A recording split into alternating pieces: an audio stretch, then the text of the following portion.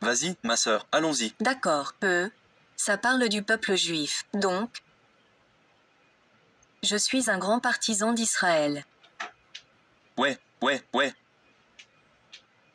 C'est ironique que tu mentionnes ça parce que je vais parler du moment où Dieu a choisi le bon moment. Donc, tu es pro-sioniste. Oh, comme je veux dire toute la Bible, tu ne peux pas être chrétien ou anti. Donc, Non, il ne s'agit pas d'être anti-juif. Tu ne peux pas être le juif de Jésus. La plus grande créature que Dieu a créée était une femme juive nommée la Sainte Mère. Ce n'est pas de ça qu'on parle. Il y a une différence entre ne pas être anti-juif et être pro-sioniste. Tu as dit que tu étais pro-Israël. Ça veut dire que tu es pro-sioniste. Pourquoi? eh bien, parce que dans la Bible, il est indiqué que c'est leur terre et que c'est là que le Qui vous a dit ça? aura lieu. Ouais, mais qui vous a dit ça? Parce que vous allez dans une certaine église qui vous enseigne ce qu'on appelle le dispensationalisme, une vision dispensationaliste. Des Écritures. Ce n'est pas nécessairement ce qu'enseigne le Nouveau Testament. Ce n'est pas non plus la vision de l'Église historiquement. C'est plutôt un enseignement moderne. Je sais que c'est ce qu'on vous a appris parce qu'on me l'a appris. Donc c'est le numéro 1. Donc le numéro 2, vous a-t-on appris qu'ils sont toujours le peuple élu de Dieu? Oui, Ouais, une mauvaise théologie. Pouvez-vous arrêter d'aller à l'église où vous allez? j'aime beaucoup ça. Ouais, mais ils vous enseignent une mauvaise théologie. Le Nouveau Testament dit que la nation d'Israël n'est plus le peuple de Dieu. Le peuple de Dieu, c'est l'Église. Donc, vous devez changer vos théologies. Voilà, je vois, encore une fois, ma sœur, je veux juste témoigner du Seigneur Dieu. J'allais en parler. Le fait que vous soyez ici aujourd'hui, que vous soyez marié à un musulman, vous êtes une confirmation pour moi. Et je prie pour ne pas parler avec présomption. Que le Saint-Esprit me sauve d'Aaron.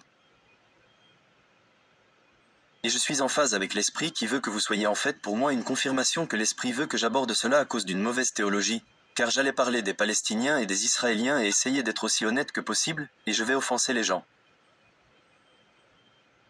Donc, numéro 1, votre vision d'Israël est fausse. C'est pourquoi vous vous battez. Vous menez une bataille qui ne vaut pas la peine d'être menée parce que vous avez une mauvaise vision d'Israël. Ce n'est pas le peuple élu de Dieu. Avez-vous lu votre Nouveau Testament? Oui. En êtes-vous? Sûr? Allez dans Matthieu 21. Ouvrez votre Bible. Matthieu 21, lisez 33 à 44. Très bien, lisez ceci. Jésus va donner une parabole. Matthieu 21, 33, 44. Commencez à lire 33. D'accord. Écoutez une autre parabole. Il y avait un propriétaire qui planta une vigne.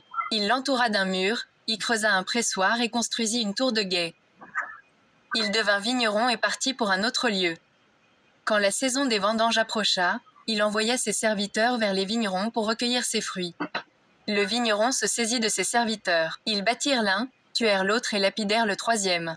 Puis il leur envoya d'autres serviteurs, plus nombreux que la première fois. Et les vignerons les traitèrent de la même manière. Enfin, il leur envoya son fils. Il dit, « Ils respecteront mon fils. » Mais quand les vignerons virent le fils, ils se dirent les uns aux autres, « Voici l'héritier.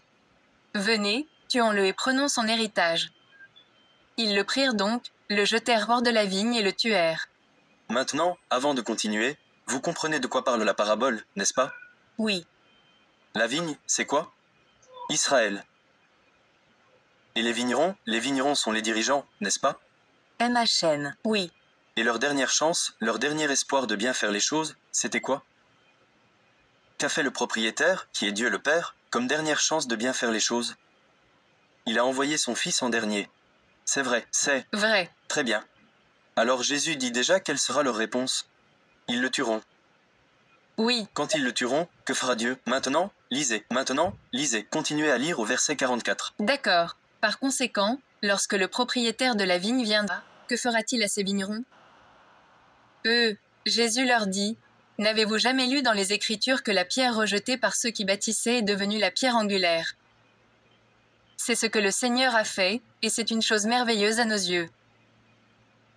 C'est pourquoi je vous le dis, le royaume de Dieu vous sera enlevé. À qui? Donné à un peuple qui produira. Le roi de Dieu sera enlevé à qui? Aux Israélites. Oui, alors, pourquoi diriez-vous qu'ils sont le peuple élu de Dieu? Jésus vient de dire, « Quand vous me tuerez et me rejetterez, le royaume vous sera enlevé. » Alors, où en êtes-vous arrivé là? Le peuple élu de Dieu. Je crois que je l'ai eu en lisant. Mal l'Ancien Testament. Ouais, je sais. Maintenant, vous avez vu ce qu'il a dit. Le royaume vous sera enlevé, n'est-ce pas? Oui. Très bien. Donc, c'est le numéro 1. Maintenant, numéro 2. Laissez-moi vous dire qui sont les vrais Israélites. Je vais juste vous donner les Écritures. Je vais vous donner la Bible. Cela énerve les gens. Ils s'énervent. C'est entre eux et Dieu. Je réponds au Seigneur, pas aux gens qui essaieront de me diaboliser et de dire que je suis antisémite. Numéro 1. Je ne peux pas être antisémite. Je suis un sémite. Je suis un fils de Sem. Je suis assyrien. Je suis un descendant de Sem de son fils Asser. C'est dans la Genèse. Vous pouvez le lire. Numéro 2. Je crois que mon Dieu est devenu juif, ce que les musulmans détestent. Je dis que Jésus est un juif, un fils de Sem. David, et il est Dieu tout-puissant dans la chair. Et numéro 3, j'aime et j'honore une femme juive comme la plus grande créature de Dieu, la Mère bénie, la Sainte Mère, la Mère de mon Seigneur, mon Dieu, Marie. Elle est juive et je l'aime comme la plus grande de toutes les créatures. Et je l'aime plus que ma mère et je l'aime plus que mes filles. Donc il n'y a aucune chance que quelqu'un m'accuse d'être anti-juif. C'est un mensonge parce que c'est seulement de la calomnie parce qu'ils ne peuvent pas me réfuter. Alors gardez cela à l'esprit. Alors laissez-moi vous montrer qui est un vrai juif. Selon les juifs qui ont écrit le Nouveau Testament, ce sont des juifs. Ces juifs vont vous dire qui sont les vrais juifs. Ils vont vous le dire, pas moi. D'accord, Jésus vient de dire, le royaume vous a été enlevé. Le royaume n'est plus à vous. Voyez ce que dit aussi le Seigneur. Allez dans Matthieu 8, lisez 10 à 13. Matthieu 8 sur 10-13. Matthieu 8 sur 10-13. Quand Jésus entendit cela, il fut étonné, et il dit à ceux qui le suivaient, « En vérité, je vous le dis, je n'ai trouvé personne en Israël qui ait une aussi grande foi. Je vous le dis, beaucoup viendront de l'Orient et de l'Occident, et prendront place avec Abraham, Isaac et Jacob dans le royaume des cieux. Mais les sujets du royaume seront jetés dans les ténèbres, où il y aura des pleurs et des grincements de dents. Attendez, les sujets du royaume à cette époque étaient les Juifs, n'est-ce pas? Oui. Mais Jésus a dit que les sujets du royaume seraient jetés en enfer. Alors que les gens de l'Est et de l'Ouest, c'est-à-dire les non-juifs, ne sont pas ethniquement juifs. Ils mangeront avec Abraham, Isaac et Jacob, mais vous ne le ferez pas. Et pourquoi a-t-il dit cela? Parce qu'un centurion, un soldat romain, commandant de 100 soldats, un soldat romain, commandant de 100 soldats, a montré une telle foi en Jésus qu'il dit « Je n'ai pas encore vu une telle foi dans tout Israël. Entendez-vous ce que notre Seigneur a dit ?» Ce gentil qui est le commandant de 100 soldats romains entraînés à tuer. Il dit qu'il a plus de foi que quiconque en Israël, et ce sont des gens de l'Est et de l'Ouest qui siégeront avec Abraham, Isaac et Jacob. Mais vous, les Juifs à qui le royaume a été donné, vous serez jetés en enfer pour avoir rejeté Jésus. Vous voyez cela? D'accord. Très bien, que cela vous trouble parce que vous devez désapprendre ce qu'on vous a enseigné. Maintenant, allez dans Romains 2h26 à 29. Je vais vous montrer les Écritures. Donc, vous devez changer votre état d'esprit. Ce pro-sionisme, ce n'est pas biblique. Vous déformez les Écritures pour être pro-sioniste. Ils vous ont trompé. Vous n'êtes pas pro-sioniste. Vous n'êtes pas pro-Palestine. Vous êtes pro-Seigneur Jésus-Christ et pro-Royaume du Christ. Et le Royaume du Christ ne favorise aucun gouvernement humain. Le Royaume du Christ vaincra tous les gouvernements humains, y compris les gouvernements humains. Le sionisme. Le sionisme est une abomination pour Dieu. Le sionisme n'est pas fondé sur la seigneurie de Jésus-Christ. Le sionisme est antithétique, anti-évangile, anti-chrétien tout autant qu'un gouvernement musulman. Maintenant, allez dans Romains 2 sur 26-29. D'accord. Donc, si ceux qui ne sont pas circoncis observent les exigences de la loi, ne seront-ils pas considérés comme s'ils étaient circoncis? Vous comprenez ce qu'il veut dire ici parce que vous devez comprendre ce que vous lisez. De quoi parle-t-il? Que dit Paul ici? D'accord. Donc, ceux qui ne sont pas circoncis sont les gentils ou les juifs. D'accord? Et il dit aux juifs, vous qui vous vantez d'être juifs et qui avez la loi. Quand vous avez un gentil qui observe les commandements moraux et l'éthique de Dieu, mais qui n'est pas circoncis, Dieu ne le considérera-t-il pas comme s'il avait été circoncis? Oui. Maintenant, regardez ce qu'il dit à ces Juifs qui sont circoncis mais qui enfreignent la loi. Lisez-le maintenant. Celui-là, qui n'est pas circoncis physiquement et qui obéit pourtant à la loi te condamnera, toi qui, même si tu as le code écrit et la circoncision, es un transgresseur de la loi. Alors, qui est le meilleur aux yeux de Dieu? Un juif ethnique qui enfreint la loi de Dieu ou un gentil qui n'est pas circoncis mais qui honore Dieu et respecte ses exigences morales éthiques. Eh bien, un gentil qui honore Dieu parce que je comprends la circoncision. Eh bien, maintenant ça devient mieux, parce que maintenant vous allez voir qui est le vrai juif. 2829. Une personne n'est pas un juif qui ne l'est qu'extérieurement, ni une circoncision simplement extérieure et physique. Non, une personne est un juif qui l'est intérieurement. Et la circoncision est la circoncision du cœur par l'esprit, pas par le code écrit. Donc, on vient de vous dire ce qu'est un vrai juif. Un vrai juif, c'est quoi?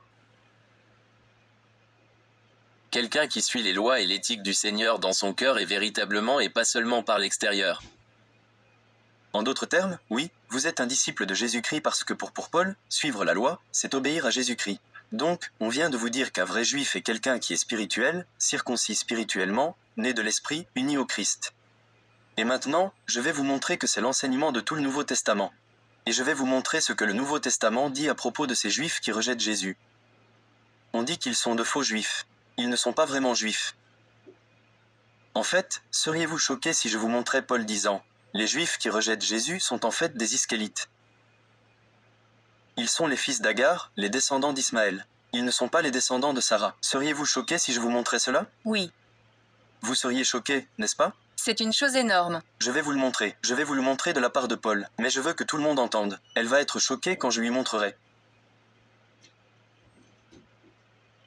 Paul dit que les Juifs qui ne suivent pas Jésus mais suivent la loi de Moïse sont en fait les descendants d'Agar, les descendants d'Ismaël, ils ne sont pas les descendants de Sarah. Galates 4, 21 à 31. C'est juste là. Galates 4 sur 21-31. C'est juste là. Dites-moi qui vous voulez être sous la loi. Ne savez-vous pas ce que dit la loi? Car il est écrit qu'Abraham eut 2 fils. L'un de l'esclave et l'autre de la femme libre. Son fils de l'esclave est né selon la chair. Approchez-vous. Du micro pour que nous puissions vous entendre. Son fils de l'esclave est né selon la chair.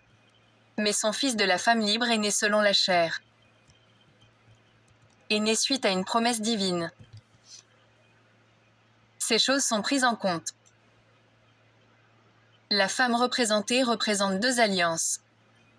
L'une d'elles est celle du mont Si et porte des enfants qui seront esclaves. C'est Agar. Agar représente le mont Si en Arabie et correspond à la ville actuelle de Jérusalem. Avez-vous Compris? Jérusalem sur terre, c'est Agar. D'accord. Vous l'avez entendu? Oui, Agar représente le mont Si et correspond à la ville actuelle de Jérusalem. D'accord. Vous êtes donc pro-sioniste, pro-Israël. Vous vous battez pour les Juifs qui vivent dans le pays que Paul a qualifié de pays de servitude. Le pays qui a servi les descendants d'Agar, pas de Sarah. D'accord. Je n'ai pas dit ça. Paul vient de le dire, n'est-ce pas? Oui. D'accord. Alors, qu'est-ce que la vraie Jérusalem? Et qui sont les vrais fils et filles de Sarah? Continuez à lire. D'accord. Mais la Jérusalem d'en haut est libre, et elle est notre mère. Car il est écrit: Réjouissez-vous, femme stérile, toi qui n'as pas enfanté. Pousse des cris de joie et pousse des cris de joie, toi qui n'as pas été en travail. Car les enfants de la femme délaissée sont plus nombreux que ceux de celle qui a un mari. Maintenant, frères et sœurs comme Isaac, vous êtes des enfants de la promesse. Qui sont les enfants de la promesse qui appartiennent à Isaac? À qui parle-t-il? Point d'interrogation. Oh, Chrétiens, oui, d'accord, mais les Juifs qui rejettent Jésus, ce sont les fils d'Agar. Continuez à lire. d'accord. À cette époque, le Fils né selon la chair persécutait le Fils né par la puissance de l'Esprit. C'est la même chose maintenant. C'est la même chose maintenant. Remarquez, tout comme Ismaël, qui est né de la chair, et non de la promesse de Dieu, car Dieu n'a pas promis qu'il donnerait à Abraham un fils d'Agar. Donc, Ismaël était simplement leur décision humaine de le faire. Mais Dieu a promis de donner à Abraham un fils de Sarah.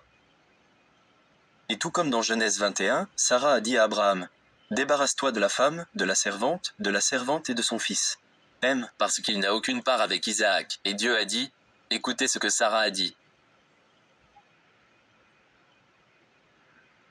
Et donc ici Paul dit, tout comme dans Genèse 21, Dieu a fait bannir Agar et son fils d'Isaac afin qu'elle soit écartée.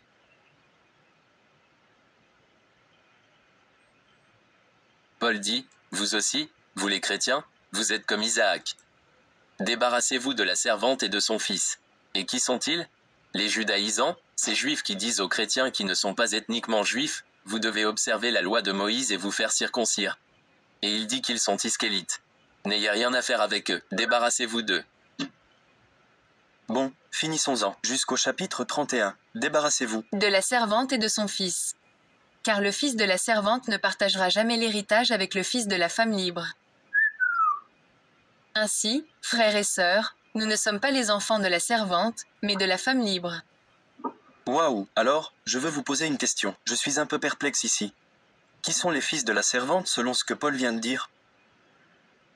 Ceux qui ne vont pas vers ceux qui ne sont pas, je suppose, enfants de Dieu ou qui ne partageront pas l'héritage ne sont pas chrétiens. Qui sont-ils dans ce contexte? Qui sont-ils?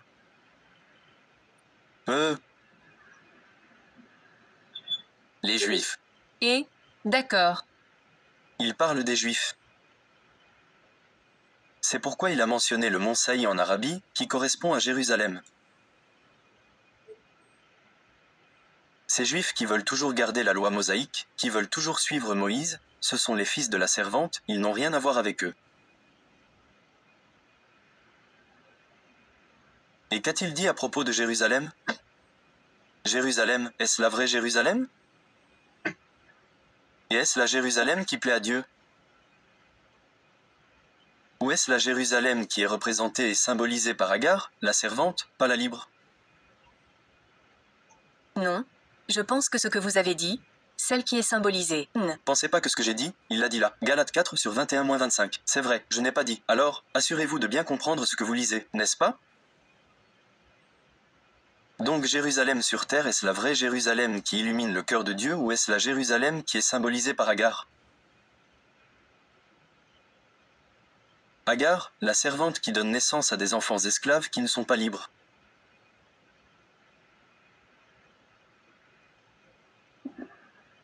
Quelle est cette Jérusalem sur terre? Des larmes de votre part? Parce que si vous restez silencieux, je ne peux pas lire dans votre cœur ici. Laissez-moi essayer d'atteindre votre cœur. Qu'est-ce que la Jérusalem sur terre? La Jérusalem sur terre n'est qu'un morceau de terre délimité par une carte, je suppose, à côté de l'Égypte.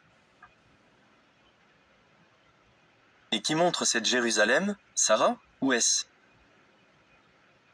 Qu'il est dit qu'Agar montre cette Jérusalem? Alors vous ne l'avez pas lu avec compréhension. Voyez-vous, c'est pour ça que je dois vous poser des questions. Si vous ne comprenez pas, vous n'allez pas comprendre. Relisez Galates 4 sur 21-26 jusqu'à ce que vous compreniez. D'accord, lisez-le. Point. Vous n'irez nulle part tant que vous ne l'aurez pas compris. Si vous ne comprenez pas, alors vous ne le verrez pas parce que l'endoctrinement de l'Église où il est allé est très lourd. Et par la puissance du Saint-Esprit, qu'il vous libère de cet endoctrinement. Lisez Galates 4 sur 21-26. Relisez-le. Car il est écrit qu'Abraham eut deux fils, l'un de la servante et l'autre de la femme libre. Son fils de la servante naquit selon la chair, mais son fils de la femme libre naquit par suite d'une promesse divine. Je m'arrête donc pour bien comprendre ce que tout le monde a. Promis. Oui. Qui a été promis? Isaac était-il? Promis à Ismaël? Non. Exactement. Alors maintenant, faites attention à quelle Jérusalem correspond à Ismaël et Agar et laquelle correspond à Sarah et Isaac. Faites attention maintenant. Ces choses sont prises au sens figuré. La femme représente deux alliances. Attendez, la femme qui représente Sarah et Agar représente deux alliances. Une alliance faite sur le mont Si qui correspond à Jérusalem sur terre et l'autre alliance qui est céleste. Continuez à lire. D'accord. Une alliance est faite sur le mont Si et porte des enfants qui doivent être esclaves. C'est Agar. C'est donc celle de la chair. Agar représente le mont Si en Arabie et correspond à la ville actuelle de Jérusalem. Est-ce que cela peut être plus clair? Vous venez de le lire une deuxième fois. D'accord. Donc la Jérusalem sur terre est celle qui est. Au sens figuré, c'est Agar, c'est-à-dire les enfants qui sont nés de la chair, c'est-à-dire Ismaël. Et donc, de quels enfants Paul parle-t-il? De qui parle-t-il? Parce qu'il a parlé de deux alliances. L'alliance du mont s'y a été conclue avec qui? Les Israélites. Vous savez, vous admettez simplement que les Israélites sont les fils d'Agar.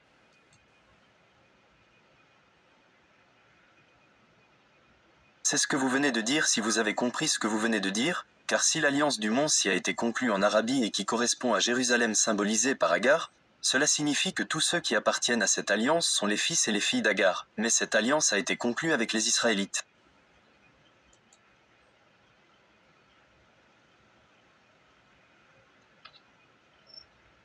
C'est beaucoup à prendre en compte, vous feriez mieux de le croire, mais vous avez demandé, je ne peux pas vous mentir, je ne peux pas vous chatouiller les oreilles. Si vous croyez votre Nouveau Testament, Paul, qui est juif, donc il n'est pas antisémite, vient de vous parler de l'alliance faite à Saï, qui est Jérusalem sur terre.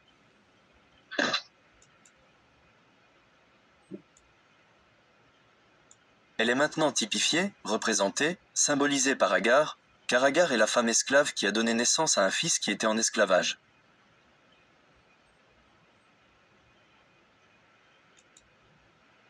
Et ces Juifs, s'ils essaient maintenant de mériter la justice devant Dieu en gardant la loi mosaïque, ils seront en esclavage du péché et ils subiront la colère de Dieu. Donc, comprenez bien le message. La Jérusalem terrestre, après avoir rejeté Jésus, n'est plus la Jérusalem de Dieu. Alors, qu'est-ce que la Jérusalem de Dieu? Eh bien, continuez à lire. D'accord. Quelle est la Jérusalem qui réjouit Dieu, qui plaît à Dieu, que représente Sarah? D'accord. Continuez à lire. Mais la Jérusalem d'en haut est libre et elle est notre mère, car... Quelle est votre mère? La Jérusalem libre. Et où est-ce? Je ne pense pas que ce soit un lieu réel. Non, ça l'est. C'est la Jérusalem céleste. D'accord. C'est là que vous devez connaître votre Bible. C'est Hébreux 12 sur 22-24. Et Apocalypse 21 dit, « Et je vis Jérusalem descendre du ciel, comme une épouse qui s'est parée pour son époux. » D'accord. C'est pour ça que j'ai votre Bible. Alors, quelle Jérusalem est la Jérusalem qui réjouit le cœur de Dieu? La Jérusalem céleste dans Hébreux et Apocalypse. Et allez dans Hébreux 12 sur 22-24 pour vous montrer que la vraie Jérusalem est celle qui est dans le ciel et qu'elle descendra à la fin des temps, lorsque le Seigneur reviendra. Hébreux 12, 22-24. Donc vous ne pensez pas que j'invente. Hébreux midi 22-24. D'accord. Mais vous êtes venus au mont Sion, dans la cité du Dieu vivant, la Jérusalem céleste. La quoi? La Jérusalem céleste, donc. Il y a une Sion dans le ciel. Je suppose. Alors ne. Devinez pas. Allez, sœur, ne devinez pas. Selon cela, oui. Donc il y a une Sion dans le ciel. Oui. Et c'est une cité du Dieu vivant. Oui, là. Jérusalem céleste. Oui. Vous vous êtes approchés de milliers et de milliers d'anges dans une joyeuse assemblée, de l'église des premiers-nés dont les noms sont écrits dans les cieux. Vous vous êtes approchés de Dieu, le juge de tous, des esprits des justes parvenus à la perfection. De Jésus, le médiateur d'une nouvelle alliance, et du sang répandu qui parle mieux que le sang d'Abel. Donc dans la Jérusalem céleste, c'est la cité de Dieu. Oui. Et dans cette cité de Dieu, vous avez Sion et Jérusalem. Oui. Et qui y vit? Dieu le Père. Qui y vit? Jésus-Christ. Qui y vit? Des myriades d'anges. Qui y vit? Les esprits de ceux qui sont morts en Christ et qui sont maintenant rendus parfaits parce que leurs corps sont dans la poussière. Leurs esprits sont là. Et qui ont-ils? Ils ont l'Église. Parce qu'il y a l'Église là-bas, n'est-ce pas? D'accord. Quelle est donc la vraie Jérusalem dont Dieu se réjouit? La Jérusalem céleste. Exactement. Parce que vous vous souvenez de ce que Jésus a dit lorsque les Juifs l'ont rejeté, le royaume leur serait enlevé et la ville et le temple seraient détruits en signe que Dieu en avait fini avec eux. Allez dans Galates chapitre 3. D'accord. Maintenant, je veux que vous voyiez qui est la vraie descendance d'Abraham. Êtes-vous prêts? Oui. Lisez Galates 3 sur 15-18. Galates 3 sur 15-18. Frères et sœurs, Permettez-moi de prendre un exemple de la vie de tous les jours. De même que personne ne peut annuler ou ajouter à une alliance entre hommes qui a été dûment établie. Il en est de même dans ce cas. Les promesses ont été faites à Abraham et à sa descendance. L'Écriture dit aux descendances, ce qui signifie beaucoup de personnes, mais L'Écriture ne dit pas et aux descendances beaucoup de personnes, mais aux descendances. D'accord. point. D'accord, parce que vous devez, d'après la façon dont vous l'avez lu, je vous ai entendu dire que l'Écriture dit aux descendances. D'accord. Oh, il n'est pas dit et aux descendances. Ouais, maintenant, lisez-le. Cela signifie beaucoup de personnes, mais à votre semence signifie une personne qui est Christ. Alors, qui est la vraie semence d'Abraham? Christ. Il est. La semence, n'est-ce pas? Oui, La seule personne, Christ. Il est la semence, n'est-ce pas? oui, la seule semence. Oui, Très bien. Maintenant, allez dans Galates 3 sur 26-29. Regardez maintenant. Galates 3 sur 26-29. Ainsi, en Jésus-Christ, vous êtes tous enfants de Dieu par la foi. Car vous tous qui avez été baptisés en Christ, vous avez revêtu Christ. Il n'y a plus ni juif ni grec, il n'y a plus ni esclave ni libre. Attendez, il n'y a plus ni juif ni grec? Oui, Alors, pourquoi faites-vous tout un plat d'Israël contre la Palestine? Relisez cela encore une fois. il n'y a plus ni juif ni grec, ni esclave ni libre, il n'y a plus ni homme ni femme. Car vous êtes tous en un seul Christ Jésus. Car vous êtes tous un en Jésus-Christ. tout un en Jésus-Christ. Et alors, qu'êtes-vous, si vous êtes en Christ? Qu'êtes-vous? 29. Si vous appartenez au Christ, alors vous êtes la postérité d'Abraham et il est selon la promesse. Attendez, sœur, la postérité d'Abraham, ce sont les croyants en Jésus qui sont baptisés en Jésus. Oui, Donc un gentil qui croit en Jésus et qui est baptisé en Jésus, il est le fils. Elle est la fille d'Abraham, la postérité d'Abraham. Oui. Alors pourquoi faites-vous tout un plat de l'État d'Israël et prenez-vous parti contre la Palestine? Vous ne prenez parti pour personne. Vous venez de lire un juif. Ceux qui sont baptisés en Christ, qu'ils soient juifs d'origine ethnique ou non, qu'ils soient hommes ou femmes, vous êtes tous un. Et vous êtes la postérité d'Abraham. Abraham est votre père à tous. Il est le père de vous tous. Donc maintenant, un juif qui rejette Jésus, Netanyahou, et un palestinien qui aime Jésus et qui est baptisé en Jésus. Aux yeux de Jésus, lequel des deux est le vrai juif? Le Palestinien. Vous venez de détruire votre argumentaire en tant que pro-israélien. c'est beaucoup. Il faut que tu comprennes. Et Je sais que c'est beaucoup parce que tu as été endoctriné comme je l'ai été. Mais ce que j'essaie de dire, c'est que si tu crois en ta Bible et que tu laisses Jésus te dire ce que tu dois croire, et les apôtres remplis du Saint-Esprit et les écrivains du Nouveau Testament, Paul a écrit qu'il était juif. Je ne l'ai pas écrit. Je n'ai pas écrit Galates 3. Et dans Galates 3, il t'a dit qu'il n'y a ni juif ni gentil, ni grec, ni homme ni femme, ni libre ni esclave. Vous êtes tous un si vous avez été baptisés en Christ.